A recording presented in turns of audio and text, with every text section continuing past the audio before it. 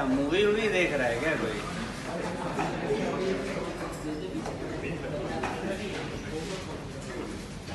हमें सुधार क्या देख रहा था? समझ रहा था मुस्कुरा मुस्कुरा के। चलो कोई नहीं बेटा, आप चुपचाप हो जाओ तो आगे बढ़ा जाए। अरे रविंदर बाबू छोड़ दो यार, चलो ध्यान दो फिर। Now let's start with. अरे मैं वही बोलने जा रहा हूँ, बोलने दो मेरे को, बोलने नहीं दे रहे तुम लोग। कोई कहीं कुछ लगा हुआ है, कहीं लगा हुआ है, कोई कहीं लगा हुआ है। Let's start with. आप लोगों को मैंने 1 से 10 सवाल दिए थे ना, कोई पूछना है क्या तुम्हें? पहले ये बताओ। HCV के 1 से 10 दिए थे ना, कोई पूछना है उसमें?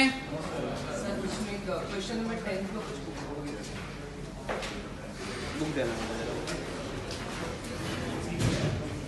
हमने लिया कि नहीं लिया? क्यों?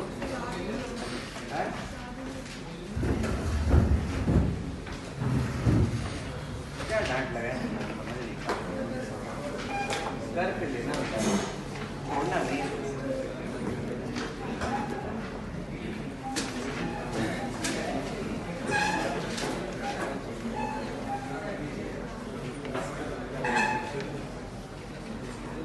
हाँ क्या पूछना है भाई 10वें में तुम्हें?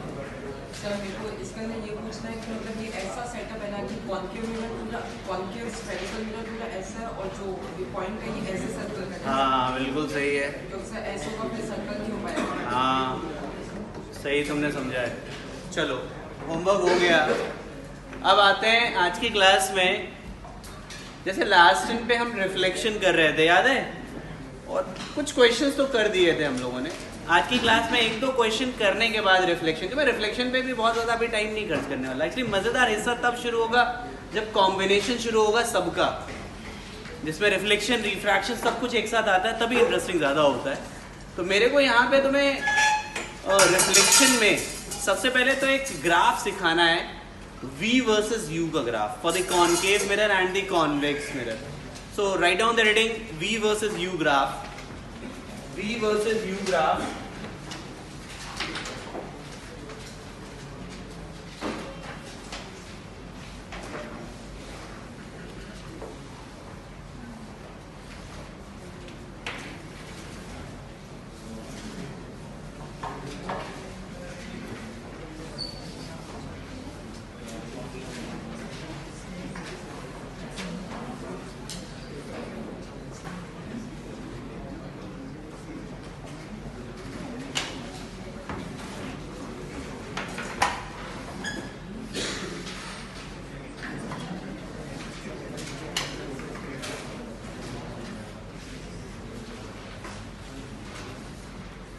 बेटा ये जो मैंने ग्राफ बनाया है V वर्सेस U का, एक तो ये आप ध्यान रखिएगा, ये विद साइन कन्वेंशन, इसमें साइन कन्वेंशन का पूरा ध्यान रखा गया है।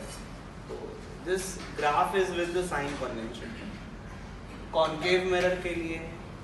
और इसमें केवल जो ग्राफ है वो ब्लू लाइन, ब्लू कलर से, बाकी सब सपोर्टिंग लाइन से, all of them are the supporting. पूरा साइन कन्वेंशन का ध्यान रखा गया। आप चाहो तो किसी को चेक भी कर सकते हो, कोई प्रॉब्लम नहीं। जैसे यहाँ पे V इक्वल टू U है तो डेफिनेटली ये 2f -2f -2f। ये देखो यहाँ पे U की वैल्यू क्या कहते हैं तुम्हारा -f है, तो V की वैल्यू कहाँ जा रही है? Infinity. Are you getting this thing? पूरा साइन कन्वेंशन का यूज किया गया और you have to learn this one. तुम लोगों ने अभी रिसेंटली, जैसे मैंने कल पढ़ने को बोला था कि आप लोग साइन रे डायग्राम पढ़ के आना, तो कई बार ऐसा होगा कि उसमें भी ये तुम्हारी बहुत हेल्प करेगा क्वेश्चन सॉल्विंग में, and that's why this is important, अपने को जानने की जरूरत होती है। ठीक है, नोट इट डाउन रखना है आपको। और ग्राफ बनाने के लिए बस वही ग्राफ के जो लॉजिक होते हैं उन्हीं का यूज किया, कुछ नया नहीं यूज किया।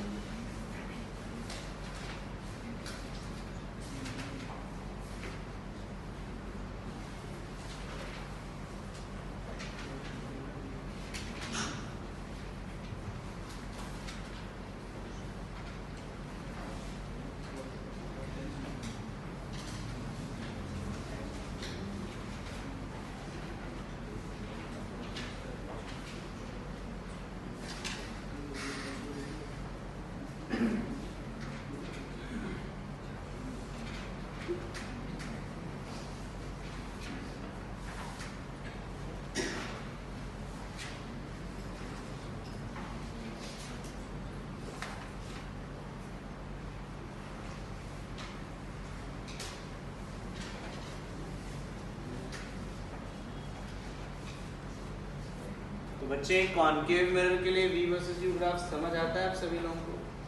तो आप देख लीजिए मैंने क्या किया है।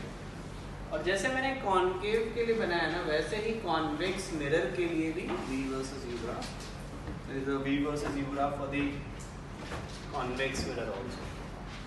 नोट कर लिया क्या बच्चों आप सभी ने? ओरिजिन वाला क्या है? ओरिजिन से पास कर रहे हैं। पोल पे ऑब्जेक्ट होता तो पोल पे इमेज, पोल पे ऑब्जेक्ट है तो पोल पे इमेज बनेगी।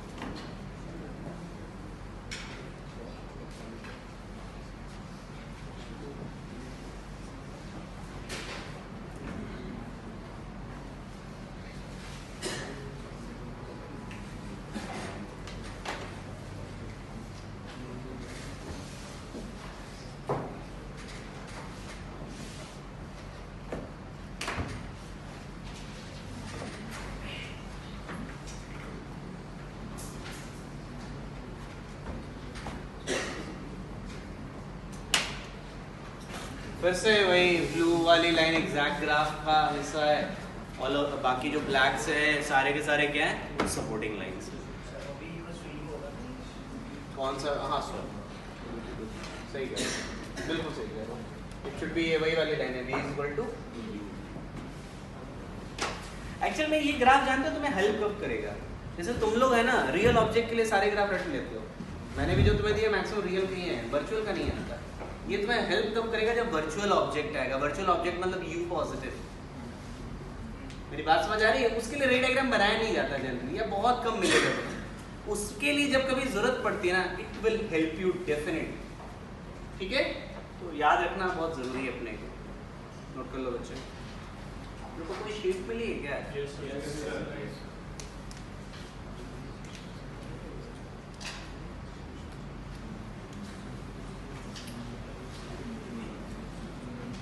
कल क्या हुआ था वो एक्स्ट्रा क्लास में? पोलराइजेशन हो गया, ग्रेविटेशन वाले क्वेश्चंस भी हुए थे, कर लिए थे तुम लोगों ने? शुभांग तुमने कर लिए थे पोलराइजेशन? कहा नहीं गड़ी थी इसलिए हमने पूछा तुम्हें।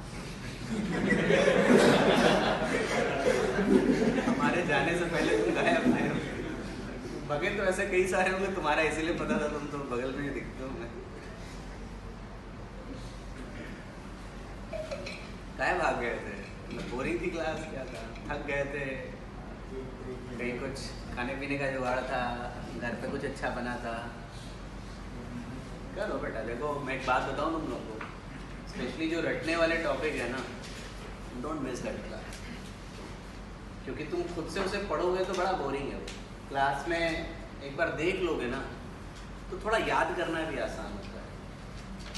नहीं भी करोगे तो ऐसा कुछ स्पेशल नहीं हो, तुम एक बार पढ़ोगे तो आ जाएगा। बट वही है ना, अगर तुम्हें खुद से पढ़ना है तो कई सारे टॉपिक मैं बोल ही देता हूँ, पढ़ लो यार जाके, वो कोई प्रॉब्लम नहीं है। बट हाँ, क्लास में बस एक ही बेनिफिट है क्लास में, जब भी थोड़ा सुनोगे ना तो चीज़ें थोड़ी सी रिटेन रहती है, तुम्हें इसीलिए तो तुम्हारी केमिस्ट्री टीचर तुम्हारी इतनी क्लासेस लगाते हैं। सब सारे केमिस्ट्री, मैंने जब पढ़ा था मेरे भी केमिस्ट्री टीचर बहुत पढ़ाते थे। रीज़न क्या था कि वो याद बहुत करना होता है, रटने वाली चीज़ अंतिम नहीं होती है। इनऑर्गेनिक तो वो सारे के सारे, मुझे नहीं पता तुम्हारे भी शायद अंतिम नहीं चलता होगा, वहाँ पे भी मेरे टीचर भी अंतिम में पढ़ाते थे। कितना भी पढ़ लो भूल ही जाना है, तुम साल के स्टार्टिंग में पढ़ के देख लो, तुम कुछ भी कर लो वो भूलना ही भूलना है, तो वो भी लोड नहीं देते। पढ़ाना को देखा, छोटी मोटी चीज़ें भले पढ़ाते हैं, अंतिम में घिसवाते बैठा के, क्योंकि आपको पता है उसी समय रट के जाना है। तो रटने वाली चीज़ क्लास में करवाने का बेनिफिट यही होता है, क्लास में करने का, क्योंकि आप कितना करोगे। क्लास में कई बार होता है कि उसका बेनिफिट ये होता है कि एक बार देख लेते हो ना तो थोड़ा याद रहने की पॉसिबिलिटी ज़्यादा रहती है, और कुछ नहीं। ये सब इससे तुम लोग बहुत पढ़ते हो, ये इससे तुम्हारे लिए इतने चैलेंजिंग नहीं होंगे, मुझे ऐसा लगता है, याद रखने में कम से कम। प्रॉब्लम में चैलेंजिंग हो सकते हैं बट याद रखना चैलेंजिंग नहीं होगा इनमें।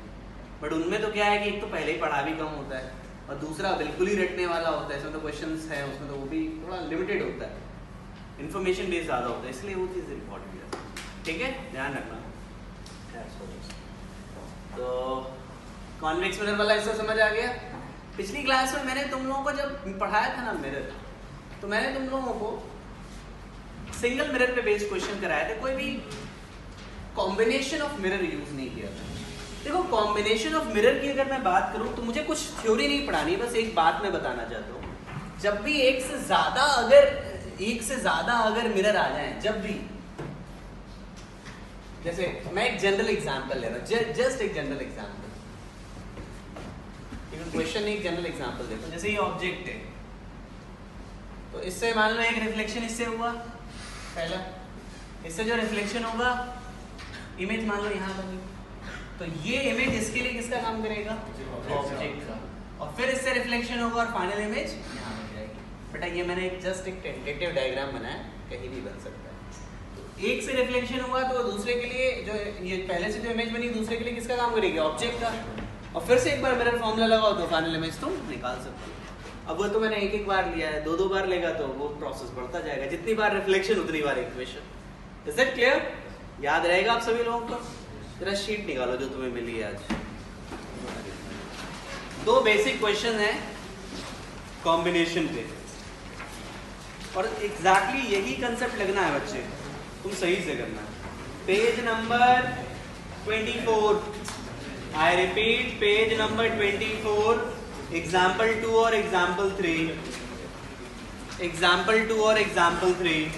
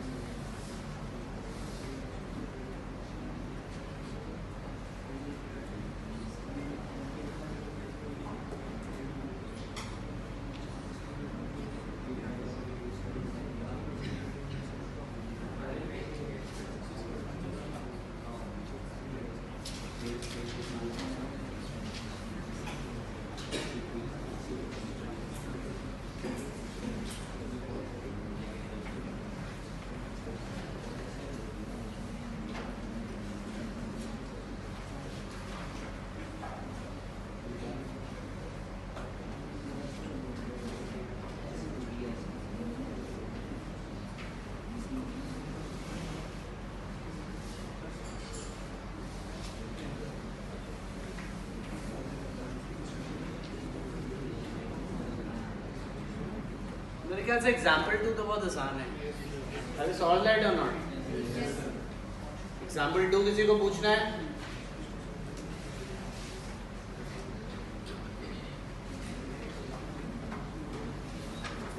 What about example 3? चलो मैं वेट करूँ, कर लेना तो बता देना।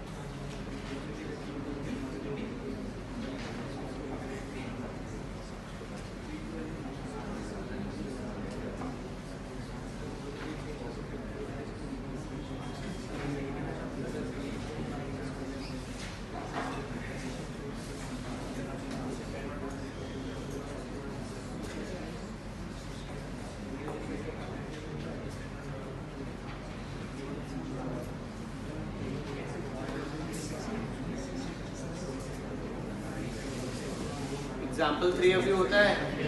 किसी को पूछना है बच्चों एग्जाम्पल 3 तो मैं सॉल्व कर दूंगा उसको। एग्जैक्टली ऐसे कुछ कंसेप्ट होगा जो आपको यूज करना है। तो ये बताओ, एक से ज्यादा रिफ्लेक्शन हो रहे हैं तो कैसे उसको डील करना है, समझ आती है बात? अच्छा एक बात और है, एक तो वेरिएशन और है छोटे छोटे, और एक तो क्वेश्चन भी लेना है मेरे को उसमें। जैसे ये है और ये एक ऑब्जेक्ट है, लेट्स से। अब देखिए अगर मैं इतना कट करके हटा दूं, इतना कट करके हटा दूं तो फाइनल इमेज पे क्या फर्क पड़ेगा? फाइनल इमेज पे क्या फर्क पड़ेगा? देखो पोजीशन तो बदलेगी नहीं, लेकिन इंटेंसिटी कम हो जाएगी। रीजन क्या है इंटेंसिटी कम होने का?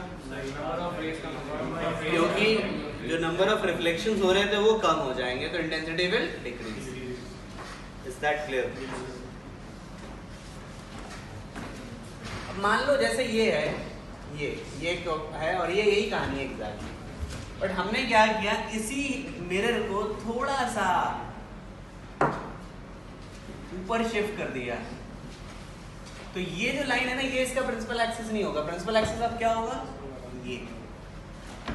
ये प्रिंसिपल एक्सिस होगा।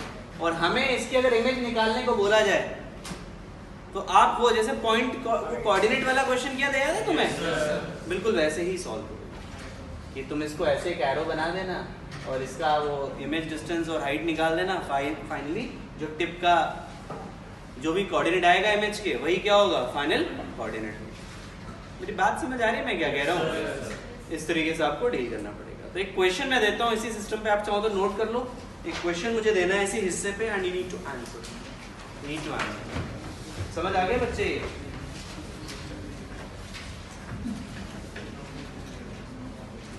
अगर तुमने इसको कट करके ऐसे उठाया ना, ऐसे जस्ट, तो this is the new principal axis. तो इसका सॉल्यूशन, जैसे इससे तुम्हें इमेज की कोऑर्डिनेट पूछेगा या कुछ भी पूछे, कैसे निकालोगे, समझ आ रहा है तुम्हें? ये ऐसे एरो बनाएंगे और जो टिप, ये इसकी इमेज निकालेंगे, जो इसकी इमेज की टिप की कोऑर्डिनेट होगी ना, वही इस ऑब्जेक्ट के इमेज की कोऑर्डिनेट होगी। ठीक है, try to solve this one, try to solve this one. Solve नहीं मतलब नोट कर लो, मेरा ये कहना, जल्दी से निकल गया। मैंने कहा नोट कर लो तो फिर मैं सवाल दूँ।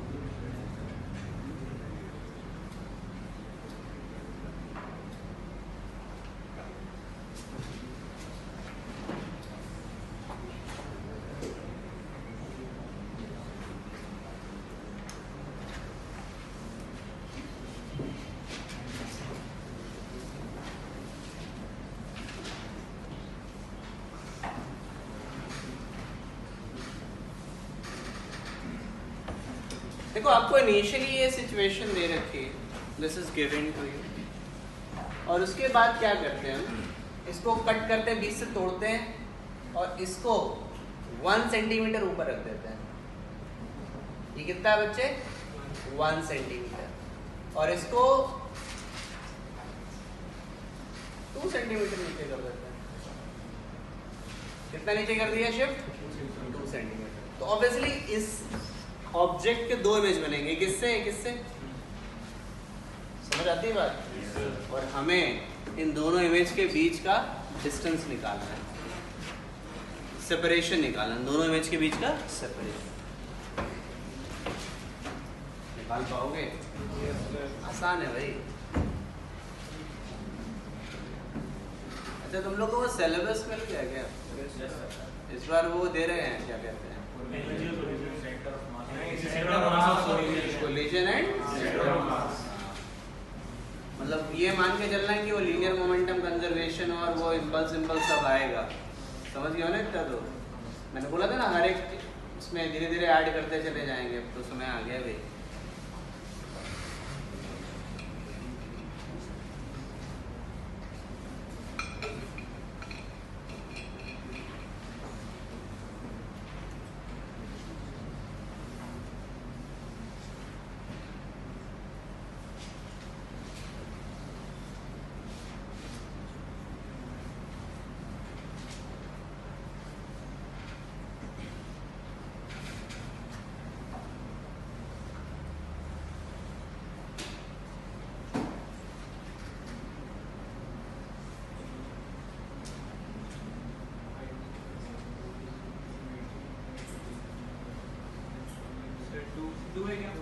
पता नहीं, मेरे को नहीं पता।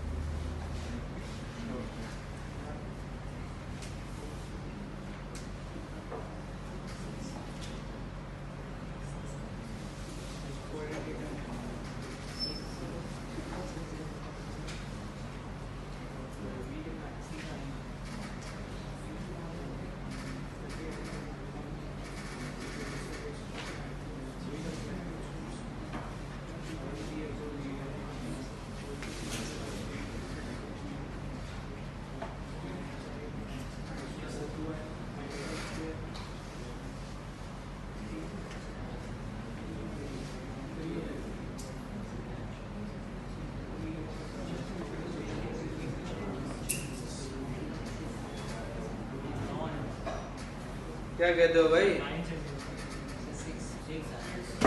से 2 6 9 6 पे हो। क्या बताएं? हार्दिक से पूछ लो।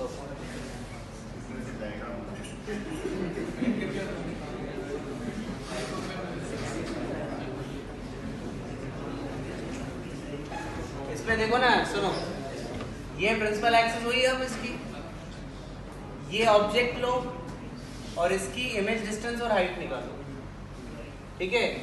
सिमिलरली ये ऑब्जेक्ट का काम करेगा, इससे निकालने के लिए इमेज डिस्टेंस और हाइट निकालो, और इमेज, इसकी इमेज की निकालोगे तो उसका टिप इस पॉइंट का इमेज होगा, और इसके लिए इसकी इमेज का टिप, समझ गया ना, फिर डिस्टेंस निकालो।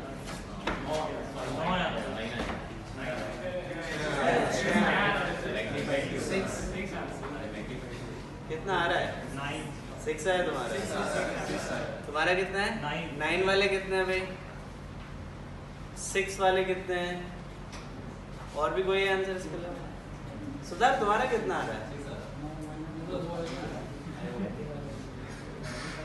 खुद का पता नहीं, दूसरे के मजे ले लो पहले। आदमी खुद के दुखों से दुखी नहीं है।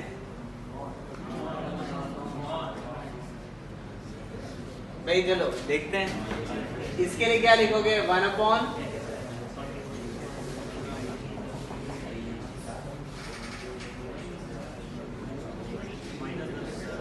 जरा v निकालो, -30, हाइट ऑफ इमेज निकालो, विद साइन डालना, हाइट ऑफ इमेज 2।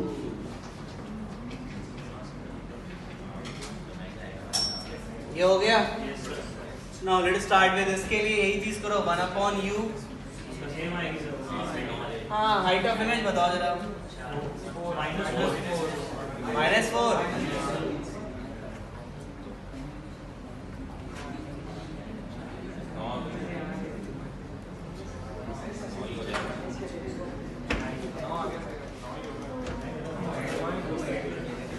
तुम लोगों ने ये नहीं जोड़ा होगा ना, इसी के तो रिवॉर्ड मिलते हैं तुम्हें, -1। You will be rewarded by -1। गलती समझ आ गई? वो थोड़ी गलती की थी, बट ठीक है, काफी हद तक तो कर ही दिया था। तो ये क्वेश्चन क्लियर होता है बच्चों? चलो अब रिफ्रैक्शन स्टार्ट करते हैं। तुम ये मत सोचो कि रिफ्लेक्शन खत्म हो गया, ऐसा मत सोचो। ये पूरे में चलता ही रहेगा, जो जो होता जाएगा वो इंक्लूड करते जाएंगे, और वो आपस में पिक्चर में आता रहेगा, बार बार पिक्चर में आता रहेगा, ठीक है। चलो तो हेडिंग लिखो, इसके बाद रिफ्रैक्शन। कुछ पूछना हो तो पूछ लो इस क्वेश्चन में। तुमने क्या निकाला था भाई? ना निकाला तुमने? क्या पलटी मार दी तुमने? कोई बात नहीं बच्चों, ये क्लियर हो गया आप सभी लोगों को? Now right on the heading refraction.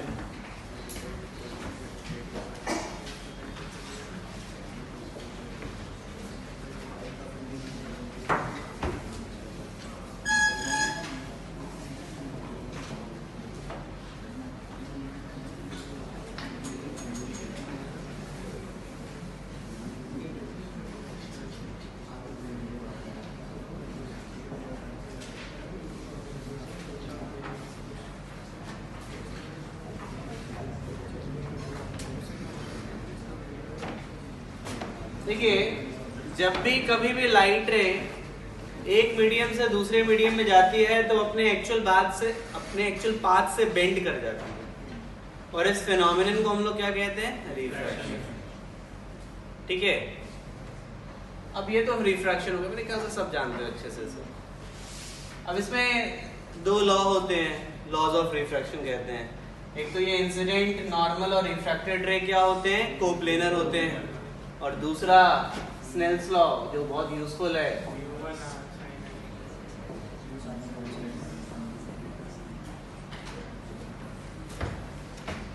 जैसे इसको कैसे लिखेंगे? मैंने म्यू साइन थीटा कांस्टेंट लिखा है, इससे समझना क्या मतलब है इसका।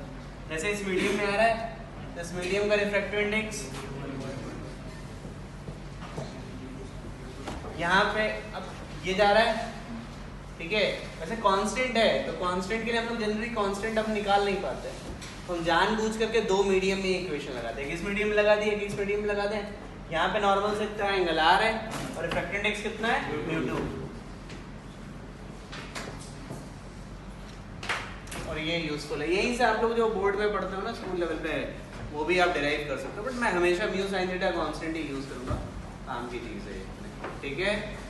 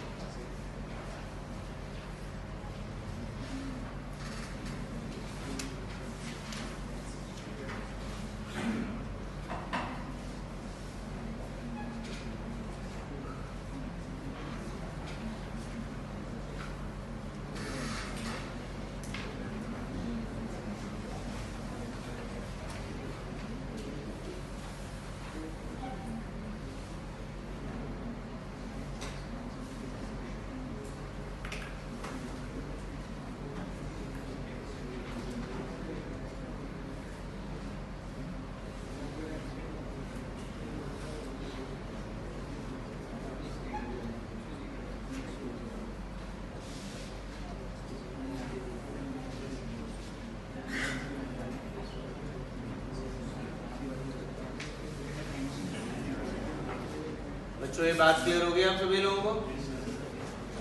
अच्छा इसमें वो वाला भी स्टेटमेंट याद रखना भाई, जब लाइट रे रेयर से डेंसर में जाती है तो it bends towards the normal, और जब डेंसर से रेयर में जाती है तो bends away from the normal. लिख लो, एक एक लाइन लिख लो, लिख लो लिख लो इसे, याद है पक्का ये।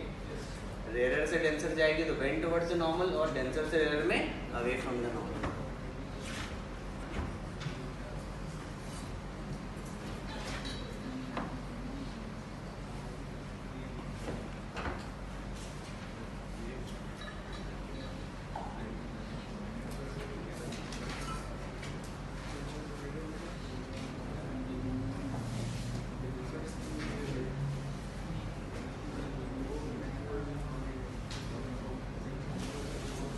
जैसे तुम्हें ये आई दे करके कहता आई नोन है और तुम्हें ये एंगल आर निकालना है, ठीक है। That angle of incidence is known to you and we have to find out the angle R. तो अपने को सीधे सीधे स्नेल्स लॉ लगाना है। एक तो यहाँ पे इक्वेशन लगाओ, एक बार यहाँ पे, मतलब μ1 sin i is equal to μ5 sin r। सीधे सीधे तुम्हें क्या देगा, रिजल्ट देगा। मतलब तुम्हें हर एक स्टेप पे लगाने की जरूरत नहीं है, वैसे लगाओगे तो भी आ जाएगा, बट तुम डायरेक्टली ऐसे लगा सकते हो। अरे कटिंग में पॉइंट और नोट कर लो इसको।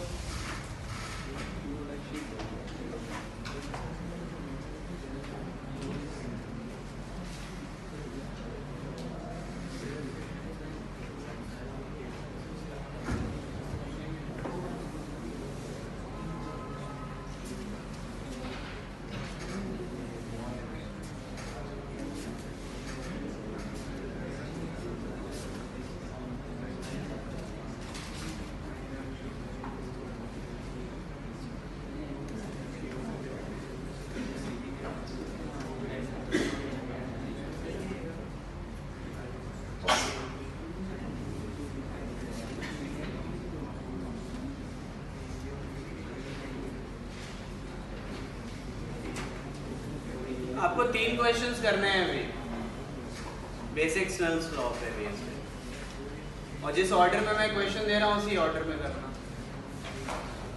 इलिस्ट्रेशन नंबर 9, इलिस्ट्रेशन नंबर 13 और इलिस्ट्रेशन नंबर 10, और सारे निकलने चाहिए भाई, सब आसान सवाल है।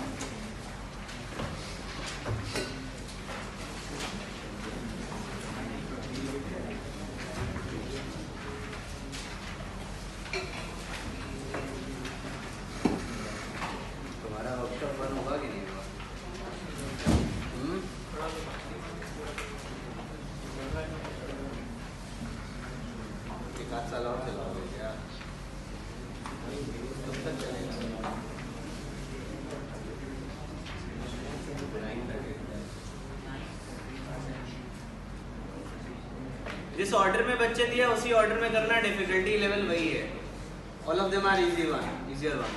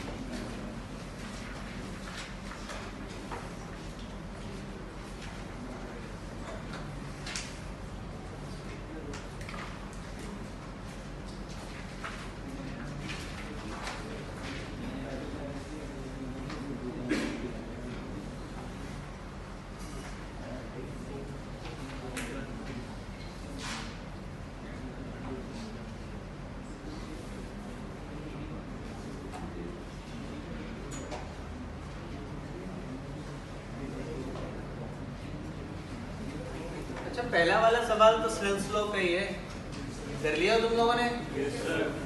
करो दूसरा वाला करो।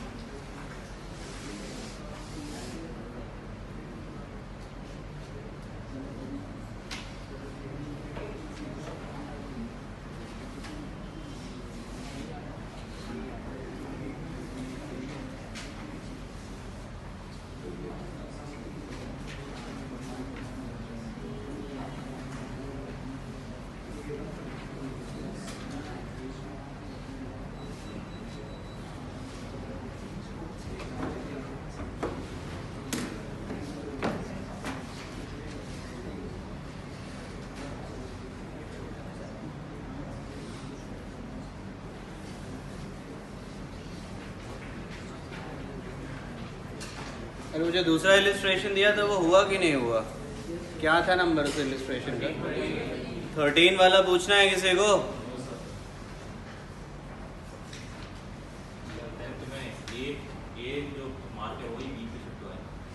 पता नहीं, मैंने तो देखा भी नहीं है भाई सवाल। उसकी इमेज दिखाई देगी एक्चुअली, पहले तो वो सीधे दिखाई दे रहा था, अब जब तुम पानी भर दोगे तो वो तो नहीं दिखेगा, उसकी इमेज दिखाई देगी।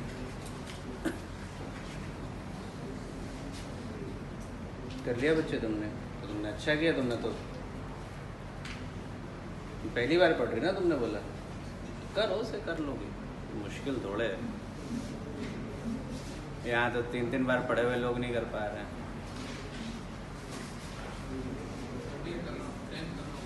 मैंने तुमसे थोड़े बोला है। क्लास में बेटा इंडिविजुअली बोलना मेरे लिए अलाउड है, तुम्हारे लिए अलाउड नहीं, तो खड़ा कर दूंगा बात करने के लिए। तो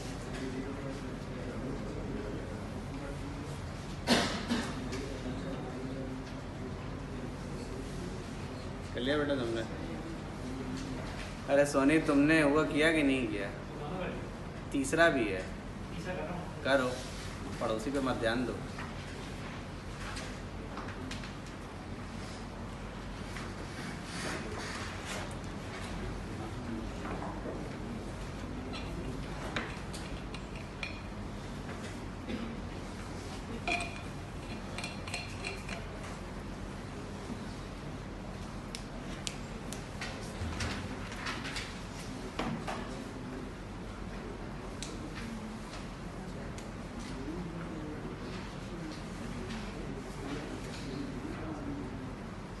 तुम्हारा बेटा हो गया पीछे?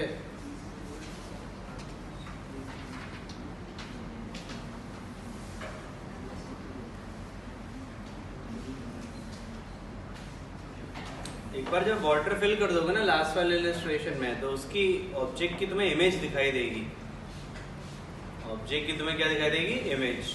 वही तुम्हें करना है, करो करो, जस्ट रेडी।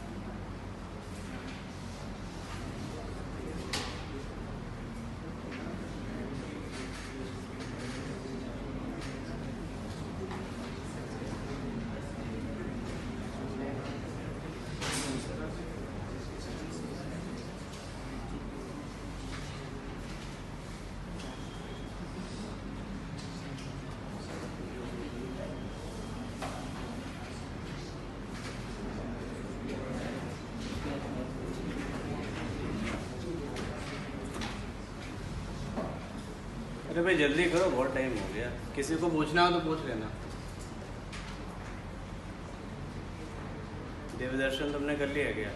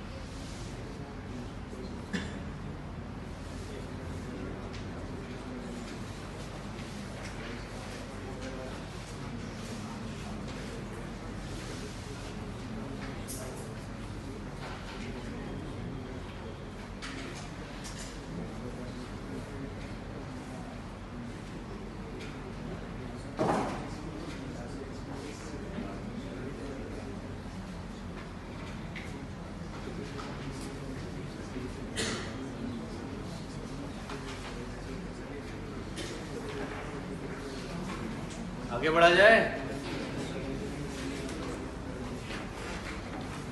कर लिया सभी ने लास्ट वाला? आप देखो ये सारे के सारे बेसिक स्नेल्स लॉ पे बेस्ड क्वेश्चंस हैं। हाँ, लास्ट वाला क्वेश्चन थोड़ा सा अच्छा है।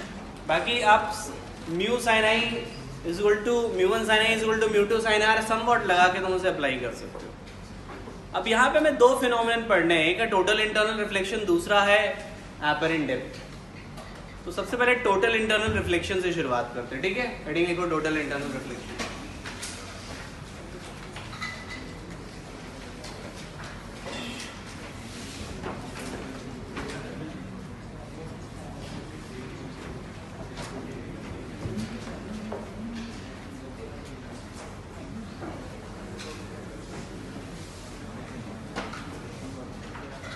Start with total internal reflection. देखिए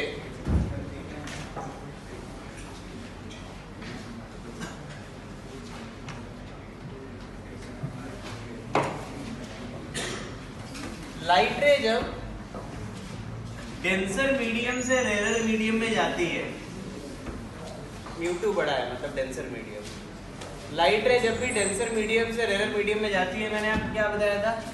it bends away from the normal. Angle और बढ़ाओगे और बेंडिंग होगी, और बढ़ाओगे तो और बेंडिंग होगी। एक समय के बाद ऐसा आएगा ये लाइट रे एग्जैक्टली ऐसा हो जाएगा, और इससे थोड़ा भी एंगल अगर बढ़ाओगे, थोड़ा भी एंगल बढ़ाओगे तो इसके बाद ये रिफ्लेक्ट कर जाएगा। मतलब एक तरीके से हम ये मानते हैं कि यहीं से उसने रिफ्लेक्शन शुरू कर दिया। जस्ट हम कहते हैं यहाँ से जस्ट स्टार्ट करना, ठीक है? Are you getting this thing? इससे हम लोग कहते हैं ग्रेजिंग इमर्जेंस, और इस एंगल को कहते हैं थीटा सी, मतलब क्रिटिकल एंगल। मतलब जस्ट इससे थोड़ा भी बड़ा हुआ तो ये क्या करेगा? रिफ्लेक्ट होगा, और इस फिनोमेनन को क्या कह देते हैं? Total internal reflection. Is it clear? तो हम ये कहते हैं कि भाई ये अगर थीटा है ना, तो टोटल इंटरनल रिफ्लेक्शन के लिए theta should be greater than theta C. Critical angle से बड़ा होना चाहिए। अब क्रिटिकल एंगल कैसे निकालेंगे? तो बच्चे ये μ1 है, ये μ2 है। स्नेल्स लॉ तो काम करने वाला है ना अभी। इस केस में तो स्नेल्स लॉ काम करने वाला है ना। तो हम क्या कहते हैं भाई? μ2 साइन थीटा सी बराबर, और साइन थीटा सी क्या हो जाएगा? μ1 बाई व्हाट डू यू से? क्लियर हो गया? और यहां से थीटा सी से थोड़ा भी अगर बड़ा हुआ तो ये क्या कर जाएगा?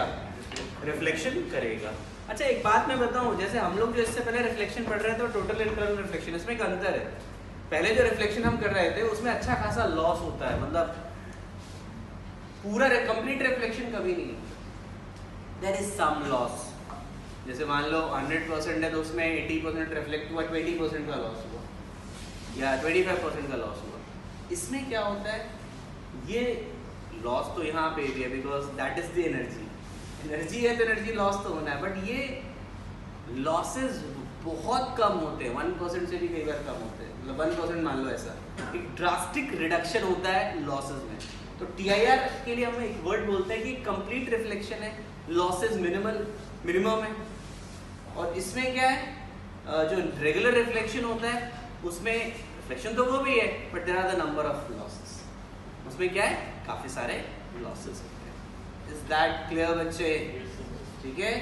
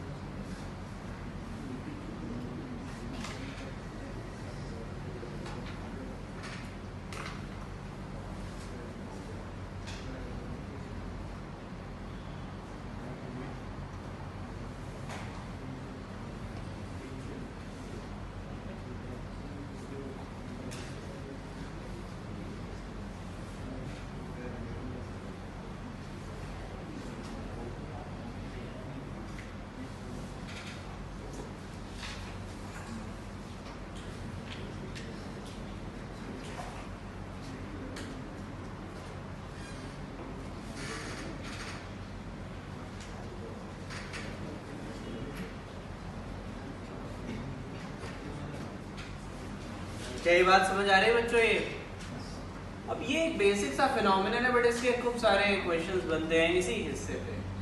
ऑल्दो तुम्हें सही बताऊं तो सीधा क्वेश्चन कम ही बनता है इस पे, इसको कनेक्ट करके बहुत सारे बनेंगे, बट फिर भी एक दो क्वेश्चन तो है ही अपने पास, तो पहले हम लोग इसे करेंगे। इसका यूज प्रिज्म में भी बहुत मिलेगा, वहाँ तो बहुत ज़्यादा आता है, और आपको काफ़ी जगह इसका यूज आएगा क्वेश्चंस में। तो बेसिक आइडिया क्लियर है आप सभी लोगों को बच्चों? ध्यान रखना, this is important and this is critical angle क्या है और TIR क्या है, ये बात पता होनी चाहिए। ठीक है बेटा? ये दो क्वेश्चन है जो करने हैं अपने को भी यहाँ पे।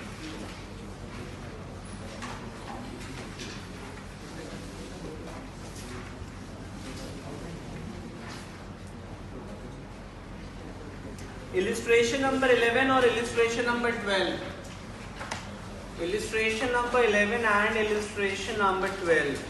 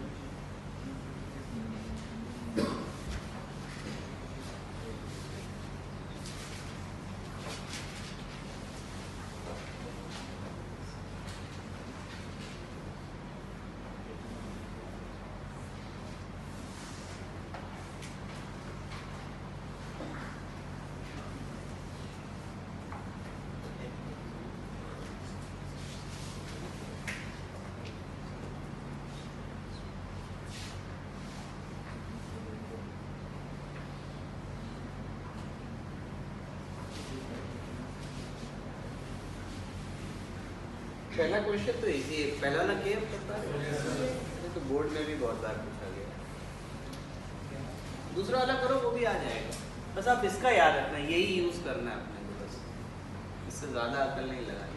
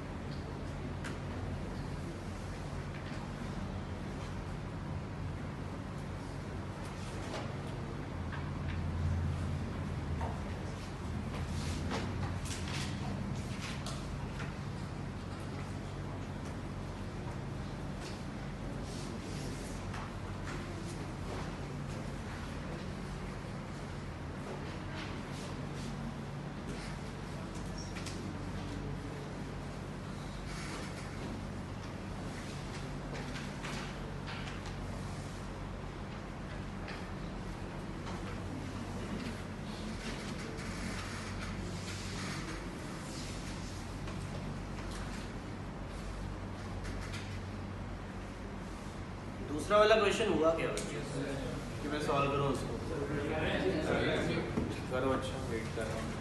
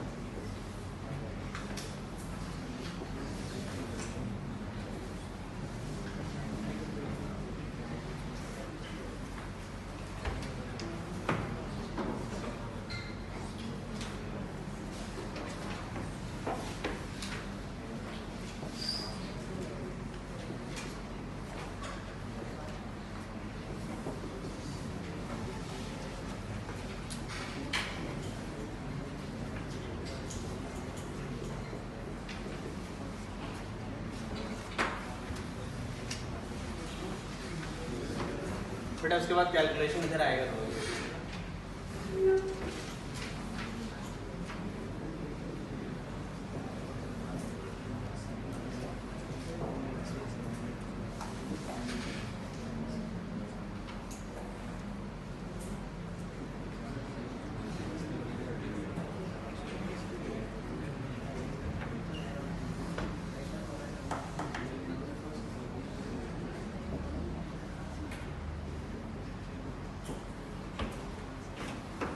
म्यू की वैल्यू इससे हमेशा बड़ी है, म्यू की वैल्यू इससे हमेशा बड़ी है। मुझे बताओ मिनिमम वैल्यू क्या होगी जब साइन आई मैक्सिमम हो जाएगा? अरे गेटिंग दिस थिंग, तो मेरे हिसाब से तो वो साइन आई की वैल्यू 1 डाल दो तो म्यू की वैल्यू हमेशा क्या होनी चाहिए? √2 से बड़ी होनी चाहिए। जस्ट इक्वालिटी के लिए तुम क्या कर सकते हो, म्यू इक्वल टू √2। क्या मिनिमम पूछा मैक्सिमम पूछा? मिनिमम पूछा है ना। तो मैंने क्या किया समझ आ रहा है क्या ये? अब देख लो मैंने लिखा है, कुछ ना समझ आया तो पूछ लेना मेरे से। मैंने कुछ अकल नहीं लगाई, स्नेल्स लॉ लगाया है, क्रिटिकल एंगल यूज किया है और मैंने ये बोल दिया कि भाई जो एंगल ऑफ इंसिडेंस होना चाहिए वो क्रिटिकल एंगल से बड़ा होना चाहिए। बस थोड़ी ट्रिग्नोमेट्री यूज करनी पड़ी है, उसको मैंने यूज किया।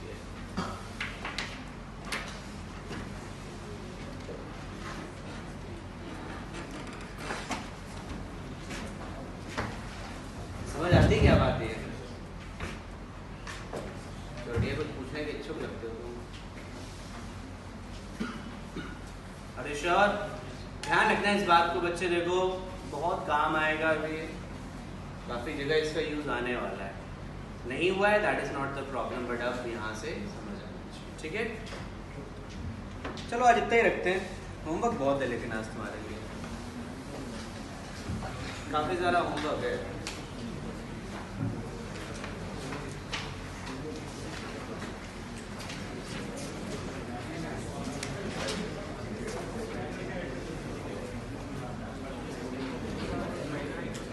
इलिस्ट्रेशन नंबर 1 से लेकर के 8 पूरा, इलिस्ट्रेशन नंबर 1 से लेकर के 8 इन चैप्टर एक्सरसाइज है कंप्लीट, इन चैप्टर एक्सरसाइज है कंप्लीट।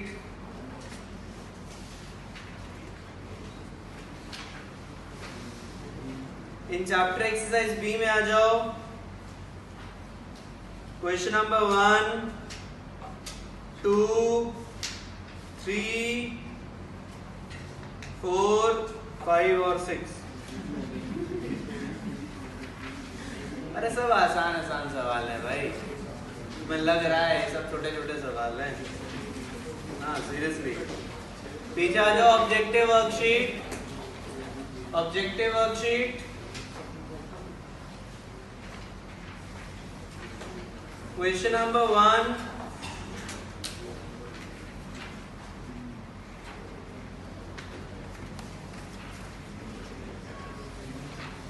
question number 9,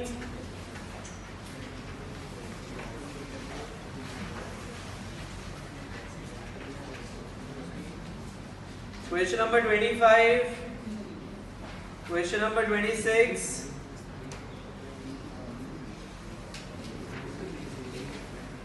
इतने कर लो बच्चे।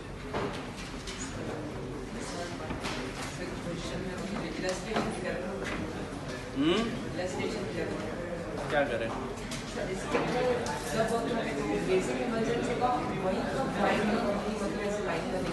साइन आई की मैक्सिमम वैल्यू भी तो डाल दी हमने।